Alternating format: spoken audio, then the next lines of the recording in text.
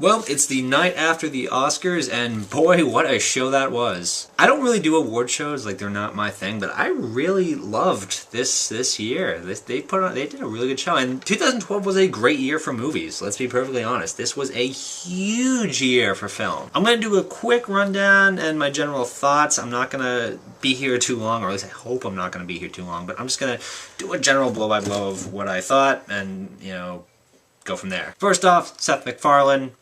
Okay. I was hesitant to see he was going to be there because I knew he was going to probably offend a lot of people. And he did very well. Overall, though, I think he did all right because there were moments where he was actually being funny and not just offensive funny. And the best gag of the night was The Sound of Music, which was so good. It took me a moment to really get what was going on, but then I'm like, oh, that is good. I like that. The presenters were, you know, average. I mean, Dan Radcliffe and Joseph Gordon-Levitt doing the dancing bit was awesome. Channing Tatum and Charlize Theron were great. Shatner's appearance was unprecedented but funny. And even First Lady Obama, Michelle Obama, was there. Or, well, not there, but she was she was there for the Best Picture. She was on the screen, which was interesting. I don't really know what the point of it was, but hey, it's First Lady Obama approving of the Oscars, I guess. So hey, I'm not gonna complain or anything. I have to ask one thing though. That Ted doll. Was that an animatronic or was that CGI? It looked robotic. It didn't look CGI at all. If it was, that was some of the most convincing CGI I have ever seen. Now on to the awards. Keep in mind for Best Picture, I've only seen 4 of the 9 nominees. I saw Django, I saw Les Mis, I saw Lincoln, and I actually just saw Silver Linings Playbook yesterday, before the Oscars.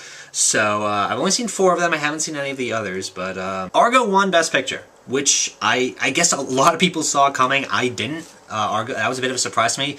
If you asked me, I thought it was going to come down to Lincoln, Zero Dark 30, Silver Linings Playbook, and maybe Life of Pi, possibly, just because those 4 seemed the logical choices for the win. I suppose Argo was too. I mean, it does kind of fit that criteria. I just remember, like, right as I was going to Best Picture, I finally decided, okay, Lincoln's gonna get it, and then I was like, Argo. I'm like, damn it, wait, what? Did Argo deserve to win? I can't really say. I haven't seen Argo, so I can't really judge it on its merit if it was worthy of Best Picture. I will say that Ben Affleck looked positively overjoyed that he was up there. Like, you could tell just how happy he was that he won. And you know, Ben Affleck's from Massachusetts, I'm from Massachusetts, Massachusetts got representation last night. I'm okay with it. I'm sure when I see Argo, I'll review it and I'll get down to if it did deserve Best Picture, but as of now, I'm okay with it being chosen. The Best Acting categories, I correctly guessed Best Actor, Best Actress, and Best Supporting Actress. All 3 of those predictions came true, which I'm pretty stoked about. So basically I was 3 for 4. Because I guess those 3 and Best Picture, those were the 4 that I was kind of banking on, like, getting. So I got 3 out of 4 of those, which was awesome. Daniel Day-Lewis, there was no doubt in my mind he was going to get Best Actor. There was no way he was not going to get it for Lincoln. Even if you don't think it was the best performance of the year, just the fact that he was playing Abraham Lincoln and there was so much talk about how he became Lincoln for the role, how he got himself in that mindset, there was no way anyone was going to win. Daniel Day-Lewis had that award nailed. There was no doubt in my mind he was going to get it. Jennifer Lawrence, I hoped she would get it. I was so happy that she did get it because, let's be honest, Jen Lawrence had a fantastic year. She had a great year, like Hunger Games, she had X-Men First Class, she had that horror movie that came out, and she had Silver Linings Playbook. She had a great year. She really built up her fan base. People love her. Yeah, Jen Lawrence had a fantastic year. She's a great actress. She was nominated for Best Actress for Winter's Bone. She got snubbed for it, which I thought was bad, which I thought was a horrible thing because Winter's Bone was a great movie. And I'm so glad she got it here because she was fantastic in Silver Linings Playbook, and I'm really happy for her, and I think she's going to do great. Even though she had that faceplant moment, but you know, she got up, she brushed it off very well. I don't really think that was really hindering, even though, you know, the tabloids are going to be all over it. Yeah, but I didn't really think it was that big a deal. Anne Hathaway, I'm glad she won. I knew it was going to be between her or Sally Field, and just because Sally Field is a legend, I was hoping she would get it, but I'm content with Anne Hathaway getting it. Anne Hathaway did deserve it. She was fantastic in Les Mis. She was one of the best parts of Les Mis, if not the best part of Les Mis. And yeah, I think it was either her or Sally Field I would have been happy with. Best Supporting Actor, I was kind of surprised Christoph Waltz won again, considering who he was up against. I mean, Tommy Lee Jones, Alan Arkin, Robert De Niro, Philip Seymour Hoffman. Yes, Philip Seymour Hoffman was the fourth one. I blanked on it for a second. Like, all 5 of them I would have been fine with winning because they're all fantastic actors that have been in this a long time. But, I mean, Christoph Waltz, he's kind of become this icon almost. I mean, I don't know what else to say because he hasn't been doing American films very long, but now he's won for both Inglourious Basterds and for Django. Like I said in my review, I liked Dr. Schultz better than The Jew Hunter. So, and Christoph Waltz is a great guy. I mean, you can see he's a really nice dude. Best Director and Best Screenplays. Again, I can't really decide on Argo because I haven't seen it, so I can't really judge it on that merit. I did think it was kind of weird that it beat Lincoln, but there you have it. Lincoln didn't really win much last night, all things considered. Weird. I mean, well, Best Actor. Yeah. Best Director, Ang Lee has brought some of the most memorable films of the last 20 years. You know, he's done Crouching Tiger, Hidden Dragon. He did Brokeback Mountain, which he also won Best Director for that. Actually, kind of funny, both years that Ang Lee won Best Director, Jack Nicholson was the one who presented Best Picture. He was Best Picture of the year that Brokeback Mountain was up, and I remember learning this because I remember hearing that Brokeback Mountain was supposed to win that year, but Jack Nicholson I don't remember who actually won, but actually, was that the year Chicago won? That might have been the year Chicago won. I don't remember. But Nicholson read it, he was surprised. Everyone was expecting Brokeback to win, but anyway, I'm off a tangent here.